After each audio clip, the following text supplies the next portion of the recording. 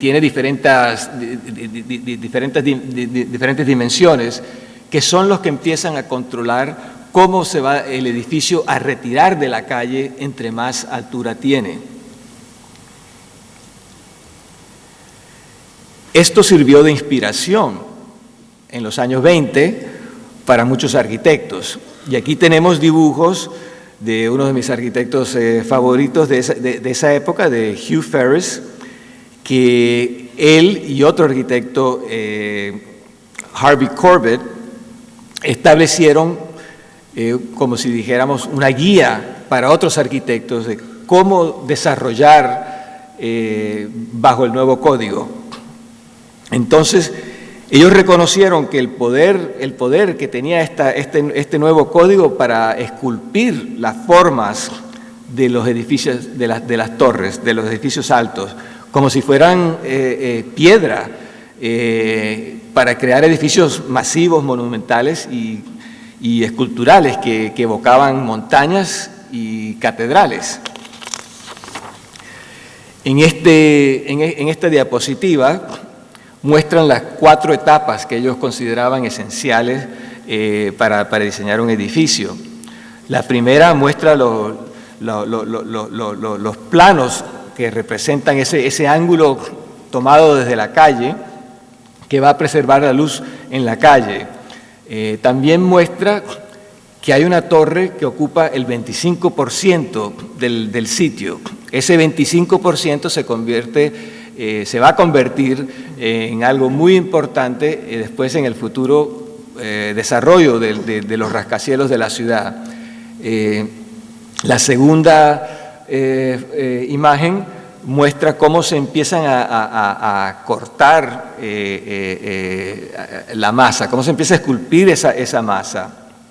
Después esos planos, esos ángulos se recortan también y se simplifican el escalonamiento del edificio. Y en la etapa final ya se ha construido una montaña de 70 pisos con colinas o montañas pequeñas de 40 pisos alrededor. Estas imágenes responden de una forma muy directa a lo que es un código, pero con una idea no solo lógica, una representación lógica de eso, pero bien romántica de lo que podría ser, porque había una búsqueda de cuál es la imagen de este rascacielos. Y aquí vemos otras imágenes de estos rascacielos. Francisco Mujía, al principio, en la diapositiva, en 1929, propone una ciudad con muchas capas verticales, de una gran densidad. Ferris también, otra vez en 1924, propone una imagen, esa imagen es una imagen que él se inventó de Nueva York, imaginándose Nueva York en 1974. Es una imagen que podría haber sido construida y que de hecho hay muchas partes de la ciudad de Nueva York que tienen ciertas características como esa imagen inventada. También está el trabajo de una organización que se estableció, el Regional Plan Association, la primera organización de planeamiento en la ciudad de Nueva York, una organización sin motivos a lucro, pero que pensó en Nueva York como una ciudad más grande que los límites que tenía. Entonces se establece una serie de propuestas donde hay una gran densidad, una alta densidad.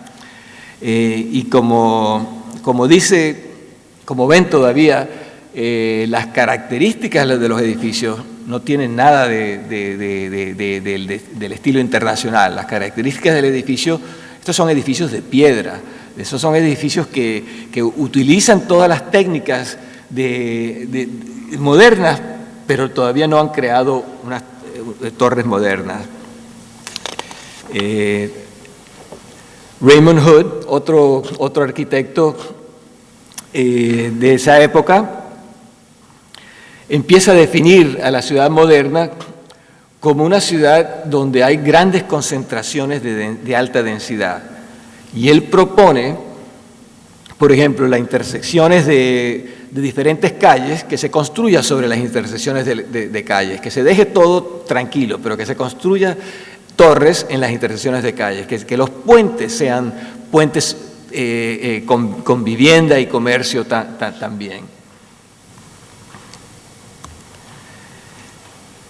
Ahora, esta imagen muestra el impacto de la legislación ya después de los años 20, como en los años 30, cuando la silueta de la ciudad de Nueva York empieza a ser caracterizada por el escalonamiento de los edificios que se ven en la parte baja de la diapositiva y también por los rascacielos que no cubren más que el 25%, o sea, la planta de la parte del rascacielos del edificio, si no ocupaba más del 25% del sitio, podría subir indefinitivamente. No había código que dijera que tenía que ser 50 pisos o 100 pisos o limitar la altura. Entonces empiezan a construirse los rascacielos bien finos, delgados, porque las propiedades no son tan grandes. Entonces el 25% de una propiedad significa que tienes que básicamente tener una cuadra entera, como el Empire State ocupa una cuadra, pero la torre en sí es el 25% de esa cuadra. Pero la ciudad empieza a caracterizarse. Esta es la ciudad moderna ya de Nueva York.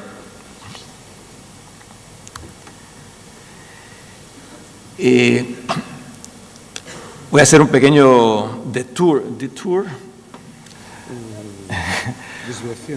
Un desvío. Durante esta época también la carrera se convierte en una competición. ¿Qué corporación, qué individuo construye la torre más alta del mundo? Entonces, esa distinción de la torre más alta del mundo va cambiando, ¿no?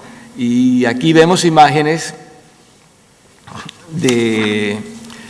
el primer edificio inclusive un edificio de siete pisos en su momento, 7, 8 pisos, pudo decirse que fue el edificio más alto del mundo en su momento, no el edificio más alto, la vivienda más alta del mundo.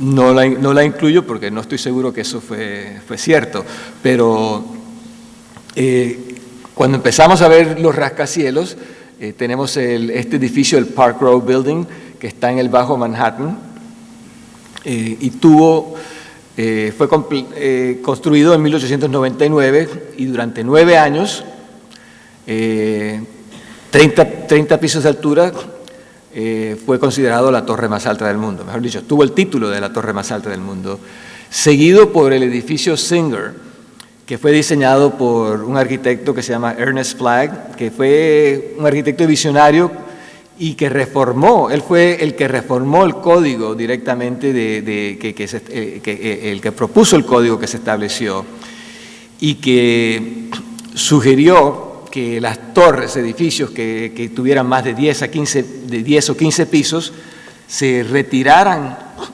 se alejaran de la calle y de todas otras estructuras para que puedan ser diseñadas, que todas las fachadas puedan ser diseñadas, que no solo sea un edificio que tenga un frente. Este edificio, como dije, fue en 1968 que se demolió, tenía 612 pies o 187 metros. También tuvo el título una vez de ser el edificio más alto del mundo que fuera demolido. Aquí tenemos otros dos, como ven, el Metropolitan Life Building, que fue inspirado por el campanil de Venecia, tenía 700 pies 213 metros y 54 pisos de altura. En 1913 a 1929, el título pasa al edificio Woolworth, diseñado por el arquitecto Cass Gilbert, que tenía 762 pies. Ahora, las torres de Art Deco superaron a todas estas.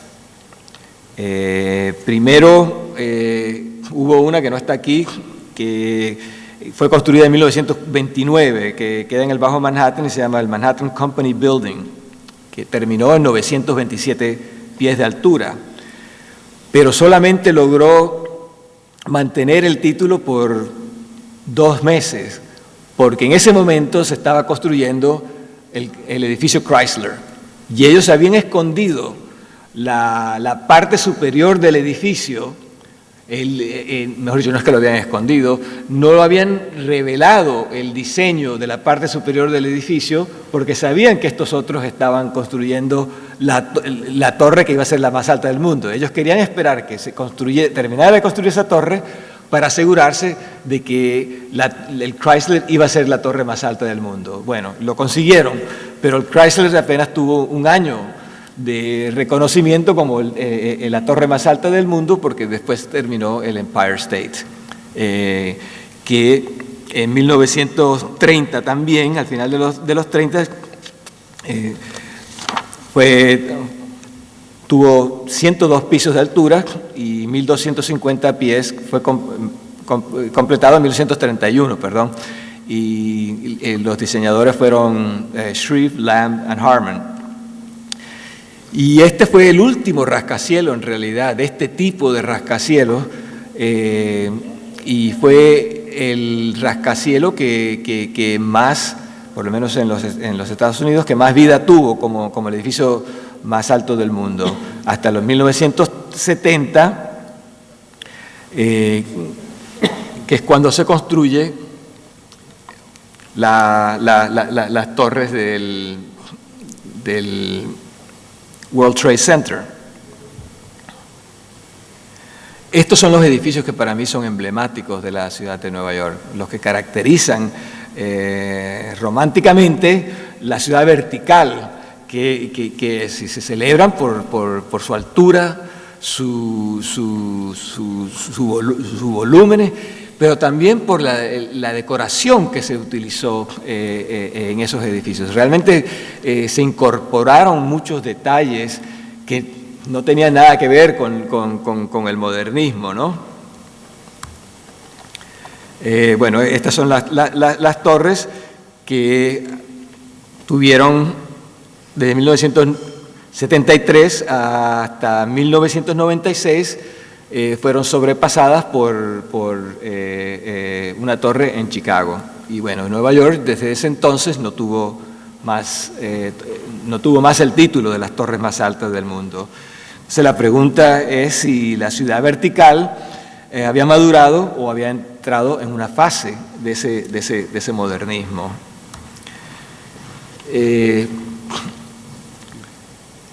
Volviendo un poco hacia atrás, otro evento también que define a la ciudad es la gran depresión económica que hubo en 1929.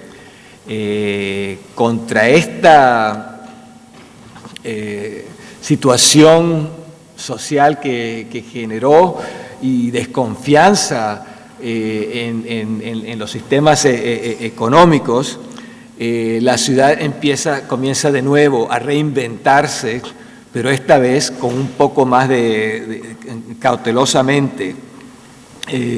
Uno de los primeros proyectos que se establece es Rockefeller Center, y empieza a señalar, a apuntar a un cambio en la arquitectura. Empieza a ser ya lo que conocemos como tener más una arquitectura moderna, ¿no? Aunque sigue siendo de piedra, pero el volumen vertical es más simple, tiene unas modulaciones, no tiene tanta decoración. También tenemos un personaje que se llama Robert Moses, que fue director simultáneamente de varias agencias municipales, ¿no? Director del Departamento de Parques, director del Departamento de Puentes y Carreteras, director de Vivienda y director de Planificación. O sea, una persona con todos esos títulos se compara con el barón Haussmann de París, ¿no? Pero él fue en particular el que trajo casi a regañadientes, convirtió a la ciudad de Nueva York en una ciudad ya completamente moderna para el siglo XX, incorporando el carro, el automóvil, dentro de todos los vecindarios. En el proceso destruyó muchísimo de los vecindarios de la ciudad de Nueva York, y comunidades enteras fueron desplazadas para construir estas autopistas, ¿no? Y lo irónico es que él no manejaba. O sea, él facilitó todo el cambio y construyó puentes y todas estas cosas, pero él no manejaba, no sabía manejar. Pero cuando terminó, Nueva York, la ciudad de Nueva York tenía más kilómetros de autopistas que la ciudad de Los Ángeles. Es insólito, pero la ciudad de Los Ángeles, California se conoce por un estado donde hay muchas autopistas, pero dentro de la ciudad, de los límites de la ciudad, Nueva York es más grande que Los Ángeles y tiene más autopistas que Los Ángeles. Así que este señor inició realmente la última etapa de modernización de la ciudad de Nueva York, así que transformó radicalmente a la ciudad.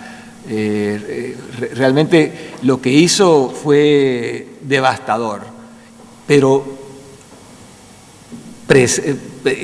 creó la situación propicia después para la introducción en la ciudad de Nueva York de la preservación.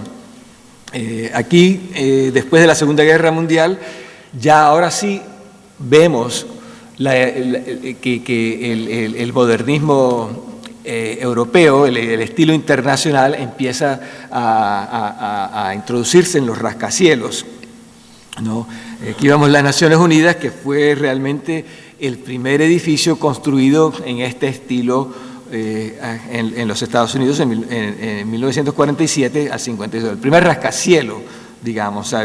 Cosas habían sido construidas, pero mucho más pequeñas. Fue construido por la Junta de Diseño de las Naciones Unidas, que incluía a Le Corbusier, Oscar Niemeyer y Wallace Harrison, entre otros.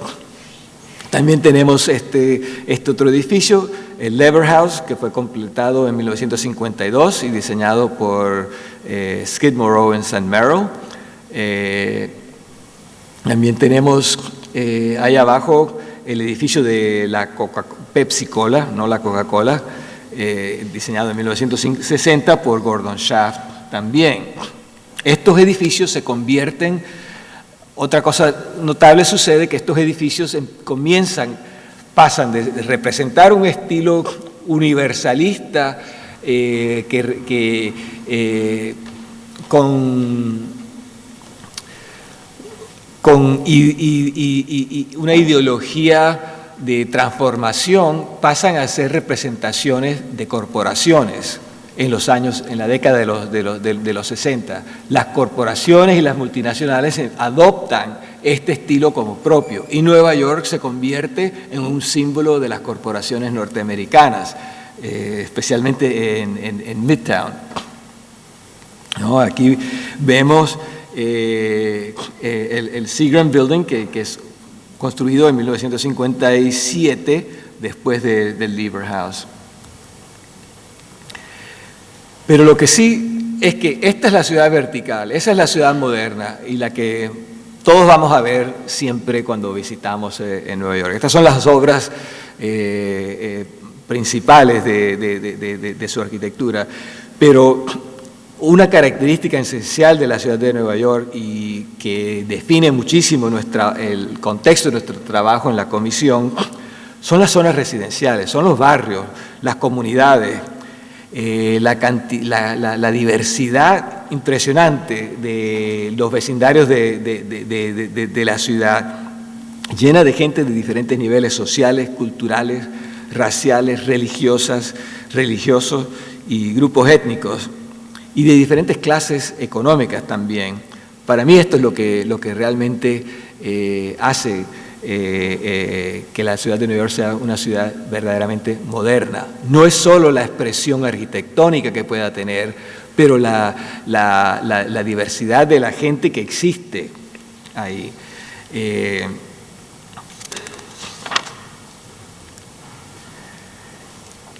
Y estas comunidades han sido construidas a lo largo del tiempo con diferentes tipologías. Y aquí vemos unas escenas del Village, que realmente es como el vecindario prototípico de la ciudad de Nueva York. Todas estas tienen su propia historia, todos estos vecindarios tienen sus propias historias, que han ayudado a definir, no solo definir, pero han ayudado a moldar el carácter de la ciudad moderna. Y es en estos vecindarios donde la historia social y la historia local, donde nosotros en la comisión ejercitamos el mayor control sobre las fuerzas modernistas, ¿no? Porque en parte fueron los ciudadanos de estas comunidades los que pararon las transformaciones devastadoras del modernismo en la ciudad de Nueva York. Ellos fueron los que combatieron los cambios que estaban empezando a darse a través del Robert Moses y de la transformación de vecindarios enteros, la destrucción de vecindarios enteros. Inclusive un grupo del Village se opuso a una autopista que iba a ser construida, la Quinta Avenida le iban a extender, demoliendo un parque, el Washington Square Park. Entonces, esto muestra un poquito más de los contextos de esos vecindarios, y las características, la variación en la tipología que existe en la ciudad.